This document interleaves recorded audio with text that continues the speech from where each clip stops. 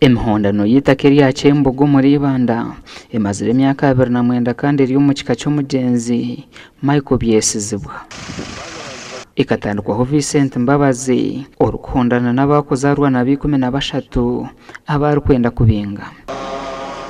Ahawe emihondano egi Minisita w'ebyamataka Sam Mayanja ashikira omu mwanya ogu kandi Ronald Tushabe ojwekire abarikweta ombwitu omu nshonga z'itaka eri ashoborire kubyatandikire.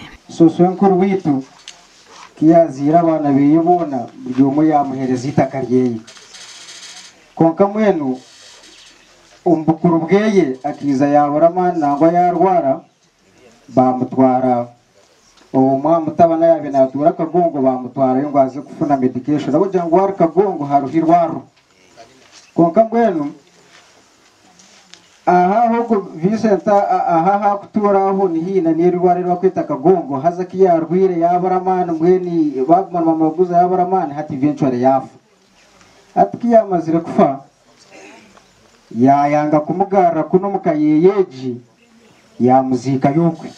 Tushabe nagira ngo ubwanyuma y'ebe byona Vincent Mbabazi orishe ento akakorobora gwabwe kishobobo n'ekigendererwa cyo kunyaga itaka ero batwire n'barwanira.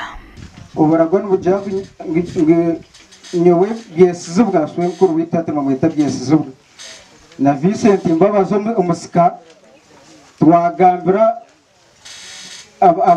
abataka na n'abanyabuzare n'abana ngo kabengonze niya kefeza perpetua sisi abazireki ngo batura itakaho bahinge konka abana babo tubinesheya.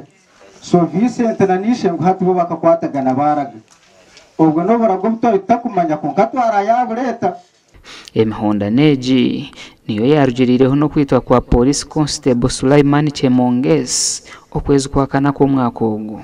Honorable Minister ensongezi nkazitahamu nagezaho kuziheza konko side emwe eyo mukuru Vincent we ensonga takwenda kuzihereza mu bataka na ine ensonga zihereza mu koti kandi mu kuzihereza mu koti kiretire abantu nkabatanu mu family y'ikufu abantu kumanya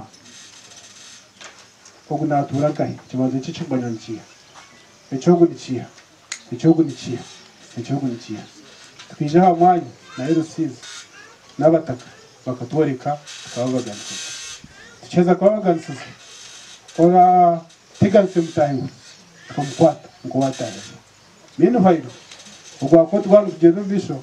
Vincent Mbabazi orukugamba kuba nayenda kuriyangatana sita katashire mu rukiko ru konke kitikizibire Minisita Sam Mayanja okushazamwe cyapa cyo no kutereza ensharo z'itaka eri busya okureba ngo buri omwe yatunge cyapeke. Abalala bonna aba family abafune ebyapa bino nga taata wamwe we yabagabira bajja tujja kola process under the guidance of the Administrator General. Yes. Buli muntu wa family nga bwe yagabibwa taata wa muli afune ekyapa kye nga bakijjo. Walibanga ne pastor nako kapati ali kafuna. Ne for now buli muntu yenna asigale wali Mbabazi talina kyapa kyonna kya claiminga.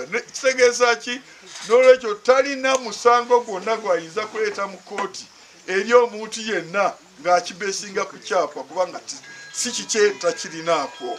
Minisita aragire ngu Vincent Mbabazi nabe byokwerinda abaturano barya nawe bakwatwe. Mukole immediately a withdraw order from DPP withdrawing all the charges. Abantu bana abasibiddwa bateebwe.